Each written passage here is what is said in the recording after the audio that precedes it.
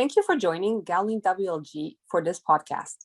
We are an international law firm covering a wide range of sectors and industries. Visit our website, gowlingwlg.com, to get all our latest insights. In this episode, we're going to discuss cryptocurrencies and tax, more specifically, the best practices for crypto asset tax reporting. My name is Gheorghiu, and I'm a partner specializing in tax planning with Gowling WLG Canada, and a member of the firm's blockchain and smart contracts group. Gowling WLG's multidisciplinary blockchain group is a thought leader and legal pioneer in the Canadian blockchain space, having advised a number of platforms, exchanges, digital wallets, investment funds, financial institutions, and technology companies in the space, including one of the co-founders of Ethereum. I'm very happy to introduce our guest today, Roger Brown, Global Head of Tax and Regulatory Affairs at Lukka. Hello, thank you. Lukka is the leading crypto asset middle and back office software and data provider.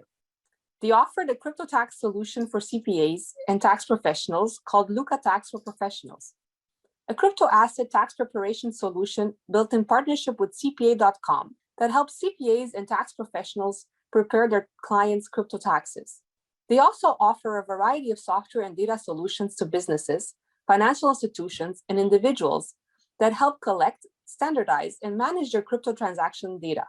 S&P recently announced the launch of crypto asset indices, which will be supported by Lukka's institutional-grade pricing data, and many exchanges and accounting firms have also publicized their relationships and partnerships with Lukka. Roger is based in the US, and before joining Lukka, had experience in international accounting and law firms, as well as with the US Internal Revenue Service. So let's turn to today's topic, best practices for crypto asset tax reporting. Today's podcast came out of a discussion that Roger and I had in a client context. In Canada, we're seeing an increased awareness amongst crypto investors as to their Canadian tax reporting obligations.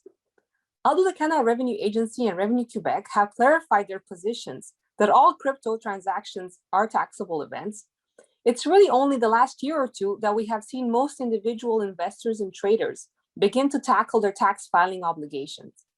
I think a lot of it has to do with rising prices for various currencies after the 2018 crash, and the fact that many have finally cashed out into fiat, and with the money in the bank, feel an increased urgency to report their trading activities to the tax authorities.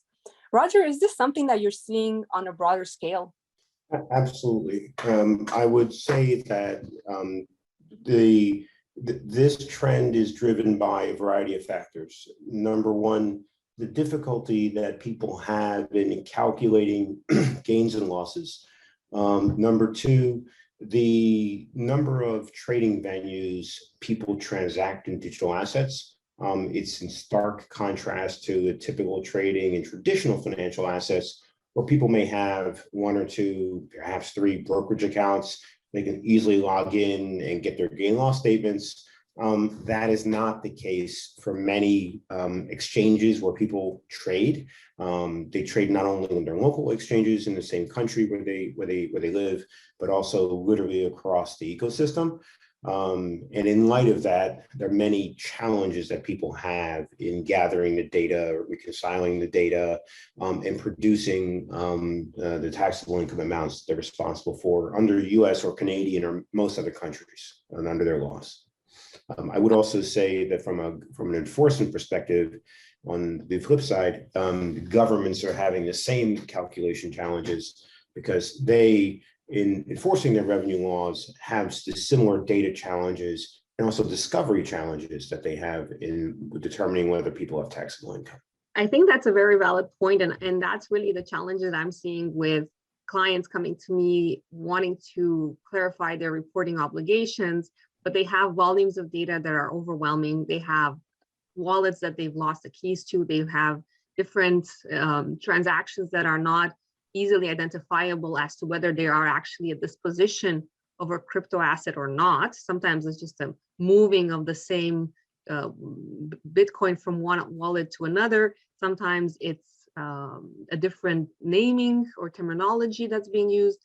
And sometimes it's just the kinds of transactions, airdrops, revenue from mining that is not always easily identifiable in terms of what should be the tax implication.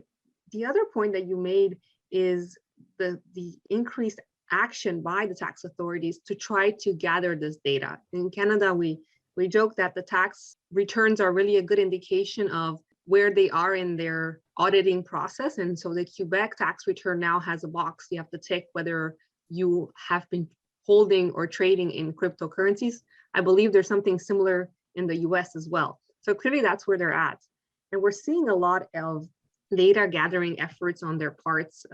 We think in the US, the IRS's actions to obtain court orders to get information about traders on certain exchanges or holders of crypto on exchanges. I think in the US, you had Coinbase, Circle, Poloniex.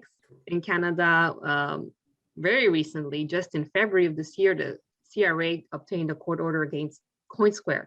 So they're hoping to use this data, to mine this data for information about income tax and sales tax non-compliance. Is that sort of your experience as well with your clients? Yes, so the IRS started this when they were seeing public reports that some exchanges were saying they had 30 plus million customers. They looked internally and the government saw that they had about 900 tax returns reporting what they saw to be crypto. And obviously you don't need to be a math wizard to say that if 30 million people were transacting in crypto on one exchange only, and you have only 900 returns reporting crypto, there's a huge gap. And in light of that, in light of the increased need for governments to raise revenue, there's a bespoke enforcement effort. So the government submitted a subpoena and successfully received the ability to request information from one of the exchanges. They've expanded that. Only some of those actions are public. You mentioned the ones that are public. The 2017-18 action involved Coinbase. More recent actions in the press have involved Kraken, Circle/Poloniex. You mentioned CoinSquare, and there's others around the world. There are also actions that are not public, where governments are requesting that information and receiving that information. And the point right now is raising the stakes of, are people going to self-declare? People make mistakes on their return, omit income, and that's one type of discussion. There's a very different kind of discussion where the government requests to have you trade crypto, or they're increasingly putting out FAQs and other guidance saying crypto transactions are taxable, and you still don't self-declare. The IRS has initiated a program called Operation Hidden Treasure. You don't want to be part of something where under a program of that name, where they're using this information and requesting, comparing the data they're getting from exchanges, not only exchanges domestically, but they're also getting information from other governments that are also subpoenaing exchanges, and then exchanging that with the different governments. 5 countries have formed the J5. It's a largely criminal enforcement activity, but they're also exchanging and getting information around civil actions, where they are seeing who has crypto. Not only are they getting exchange records, but they're also getting transaction hashes and wallet addresses. And once you get that, they're engaging with blockchain data attribution companies to get the wallet history. And when you get the wallet history, you see the historic transactions involving crypto for the particular wallet. And then they are associating that with the personal account information that they're getting from the exchanges. And they're seeing that people have activities from 2013, 14, 15, 16. And then it's a question of the statute of limitations. In the US, and I know for Canada as well, it can be shorter limitations. It could be 3 or 6 years, depending on, at least in the US, for the amount of potential understatement. But if they can show an intent to not report tax, then it gets into fraud discussions. And there is no statute of limitations for that. I think that's a very valid point. I want to stop you there. There's a lot of very important issues that you've raised. One of them being that Obviously, Canada is a party, one of the 5 countries, and is getting this data. The CRA believes it can use it usefully, fruitfully to identify non-compliance. The second point that I think is really important is that they are not going at this blindly. They're using the most up-to-date technology, including Lukka and others, to be able to piece together this data into useful information about non-compliance.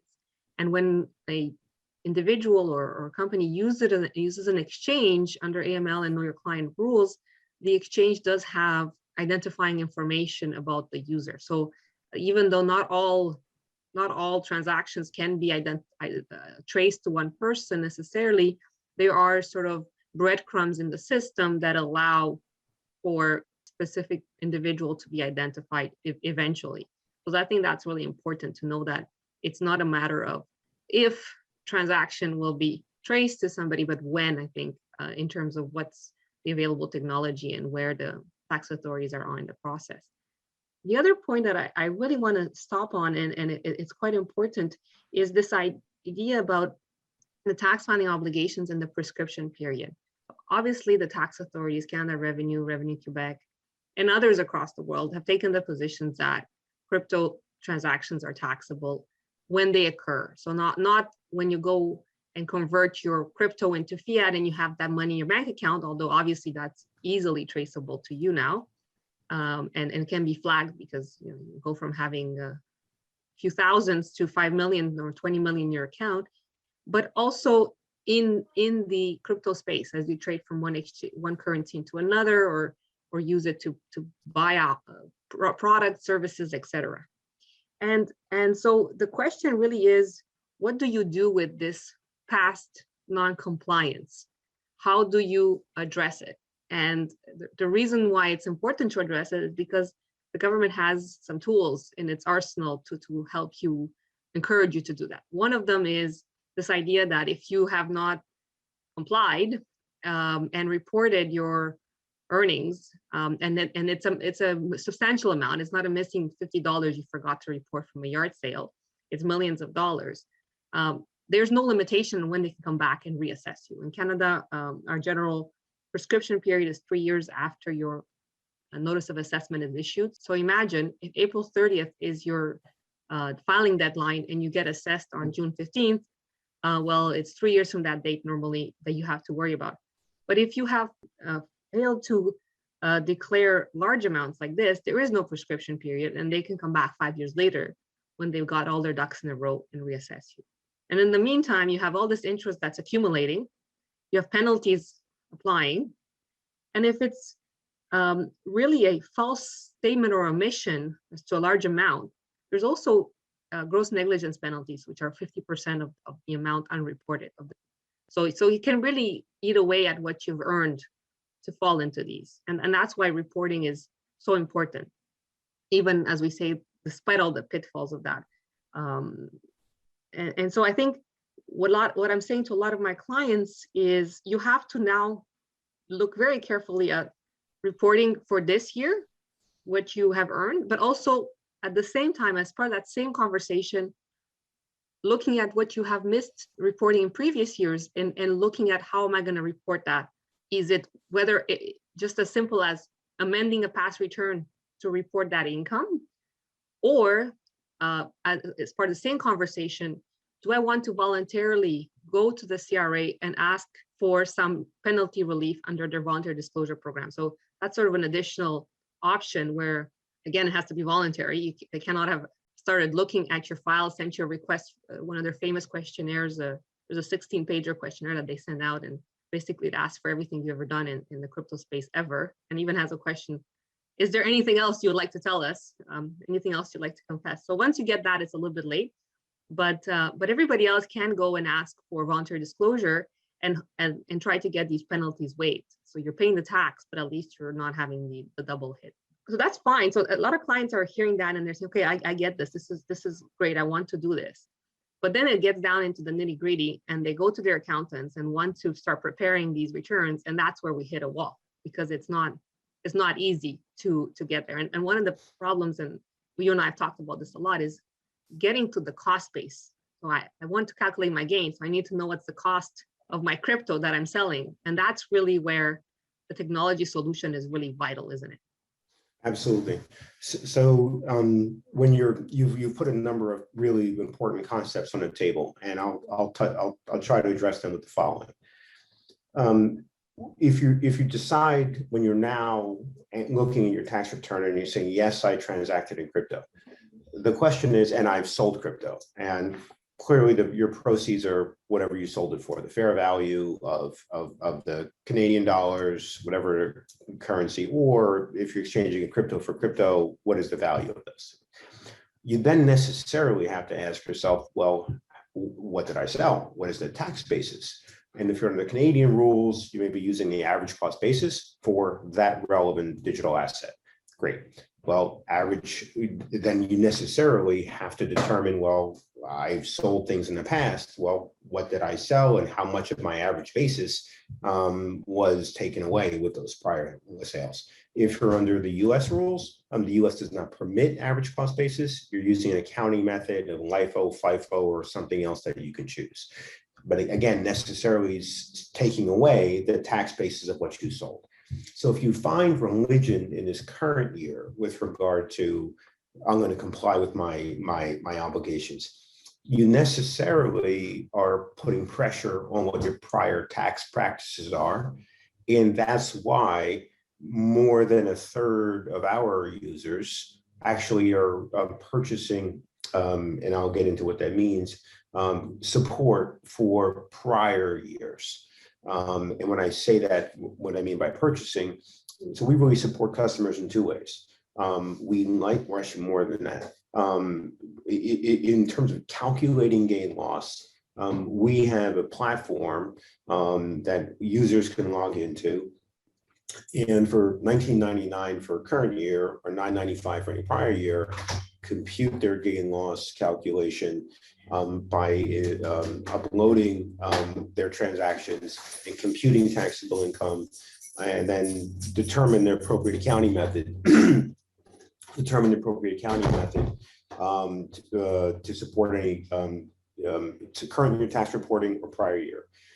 Secondly, in order to clean up prior years, they are more often than not going up and cleaning up that prior, because otherwise, if they don't clean up the prior years for what they sold, now it really shows that their current year reporting is defective because they haven't properly accounted for the tax basis. We also license products to accountants. Many of the largest accounting firms in the world are licensing our products because traditional software tools do not support the complexities of crypto data. As you touched on earlier, there's different nomenclature, different tickers for different assets. There's different data formats, et cetera. There needs to be that normalization, as well as putting the data in a single software tool in an ingestible way that doesn't require manual manipulation. Our software does that. So that's why many of the largest accounting firms use our software to compute gain, loss, and income for their clients. I think the final way is where people have very complex transactions. We actually have a customer success team of more than a dozen individuals whose day jobs and night jobs are managing the complexity of crypto data.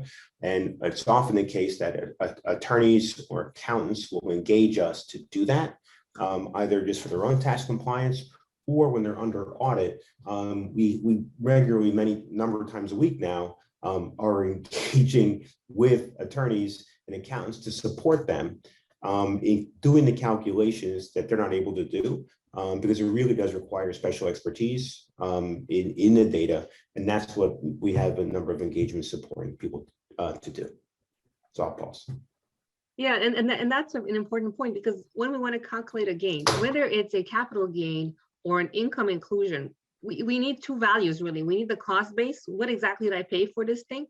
And we need the fair market value, what am I selling it at today? And that's another point that is actually sometimes difficult to calculate. Obviously, if I trade on an exchange, I know what the rate is. But if I'm selling off my wallet, somebody else on their wallet, sort of a back office or a person-to-person sale, getting that right value for that transaction is really important. And that's something else where it's key to look at a good technological solution in order to determine what is the sale price of your transaction. Laura, you made a good point that people often transact in digital assets where cash is not used. If cash is not used in a transaction, a pricing source is needed to determine the proceeds, the value for which you received. If you trade Bitcoin for XRP, Bitcoin for Filecoin, ETH for Filecoin, you need to determine what the Canadian dollar value is. That's why we've developed a product called Lukka Prime. What it seeks to do is determine the price of a digital asset where cash is not involved in a digital transaction. And we've developed it to align with US GAAP and IFRS standards to determine the most reliable price for that on an established market. And it looks through a series of reliability factors to determine what is the most reliable price to determine the value of a digital asset where cash is not involved. We've licensed that product to a number of institutions, IHS Markit and S&P publicly, and many other institutions also use it for purposes of determining many tax and accounting business functions that they use internally. And those are very good points, Roger. I think what we're talking about really is getting a solution that allows you to calculate your cost base, calculate your proceeds disposition, trace your transactions in a way that are going to allow you to have good data for your tax reporting down the line. And that's essential. And the solution also needs to be aligned with the tax rules in your jurisdictions. For example, if you're in Canada and you're doing mining of crypto, you need that solution to account for mining revenues when they're generated and not when the crypto is ultimately sold, which is the rule in some other jurisdictions. So those are really important things to look at when shopping for, if I may say that, shopping for a technology solution. And if I can just shift gears and as part of that discussion of how do we comply, so what the investor usually does is to look to their accountant and say, okay, I need to file my returns, help me calculate this. They realize they don't have necessarily with their trusted accountant, that accountant may not have the technical understanding or the software support, technical support, but then they engage somebody like Lukka to help calculate the revenue and gains. The problem in all this is that there's a lot of decision-making around how are we going to comply? What are we going to declare? Do I amend past returns to report my income? And a lot of that, if it is not couched in solicitor-client privilege, so if there's not a lawyer involved in the process who's advising on this, is possibly available to tax authorities if they so request. So I think the other important point is that when you're looking at, I need to comply with my tax obligations, I need to look at this carefully and calculate the amounts and decide what I want to do, you should really enter the process from the point of view, I need to engage my tax attorney to have her engage the accountant and the tax software solution to feed into that calculation for me, because all that discussion will then, if done carefully and in the right way, be subject to solicitor-client privilege, and the CRA will not be able to come and sort of kick the tires and see what was your rationale and how were you thinking through your decision. You want to be able to do that in the comfort of your office without having the risk of the CRA being able to review your rationale as you go through it. So I think that's a really important point. Yeah, we're seeing that exact trend, as you say, in Canada, in the US, and most other jurisdictions where there is an attorney-client privilege. There are weaker privileges for accountant client privilege. It's not as strong as the attorney-client privilege. So we are being engaged with counsel. There's in the US something called the Covell Agreement after a case. That same notion is in others, where although we have attorneys on staff like myself, the agreement allows, but we're not rendering legal services, we're providing software. And as a result of that, what we don't want to be doing is forcing treatment and narrowing taxpayers' options inside our product. What we do is track to the ecosystem transactions, which are not specific. We then research and analyze local country laws around mining, staking, transacting crypto for cash, whether somebody's passively trading versus it's their day job. All of those kinds of things in the tax treatment differs per country. And even inside each country, there's ambiguity as to where the lines are drawn. So in the course of deciding where to draw those lines, there are legal determinations that it's advisable to have counsel weigh in on, or an accountant, but the most strongest privilege is an attorney. And then we use our software accordingly, or another professional will use it, or even a taxpayer can use it to make those lines. And that's how we design our software and our reporting output so it can be done accordingly. I think just to put a bow around the topics that we've talked about, it's really a team approach of an attorney, an accountant, a software solution, to deal with the complexities of the crypto data. Is the first resting point. The second resting point is that the governments are increasingly using technology themselves to audit. They are also using companies like us. Either we have some engagements with tax authorities and others do as well. Well, we have found that people, when they use software solutions like ours, they're getting different results. We have put in the same data inside different software providers, and we get different results. Why that's the case, I'm not sure. We actually we not only have our own financial audit for our own books, we actually have undergone SOC audits to determine the results, that the accuracy of our calculations over a sustained period of time. We spend significant amounts of money to do SOC 1 Type 2 and SOC 2 Type 2 audits. So when people are engaging with or choosing a solution, they really want to do that, because necessarily if the government has a provider that doesn't have those kinds of controls from an evidentiary matter, the government will have difficulty relying on the output of that. They will need to understand and appreciate every time 2 + 3 + 4 goes in, the number 9 is going to come out, and every different data format, etc. And if they can't prove that, the output cannot be relied on. And that's the reason why companies like mine have undergone SOC audits at the expense, because they really are maybe relying on defective calculations.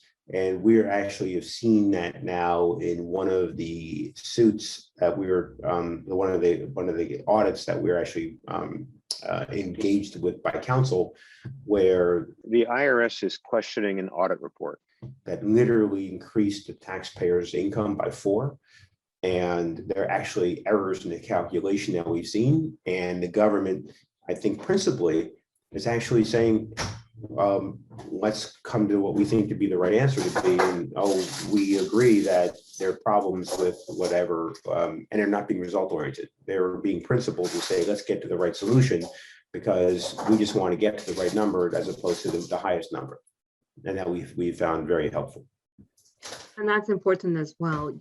It's not just about using the right softwares to calculate your taxes so that you avoid having gross negligence penalties applying and you have prescription applying, but it's really also giving you a evidentiary tool in an audit, because there will be this to and fro with the tax authorities between their way of calculating things and in your way. So if you have a tool that you're comfortable and confident in, then that gives your tax lawyers down the line or your accountants down the line in objecting to that assessment better material and a stronger position to support your filing position to begin with.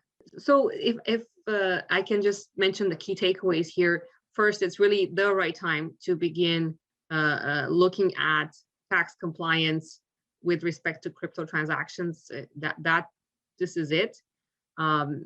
Secondly, it's really, as part of that same assessment, the right time to look at dealing with past non-compliance and how you want to address it.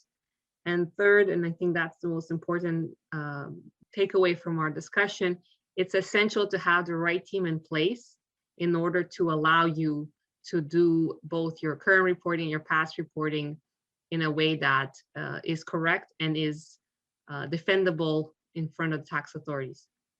I want to thank you so much, Roger, for joining us. It was really a pleasure chatting with you. And thank you all for listening. I hope you found this episode informative.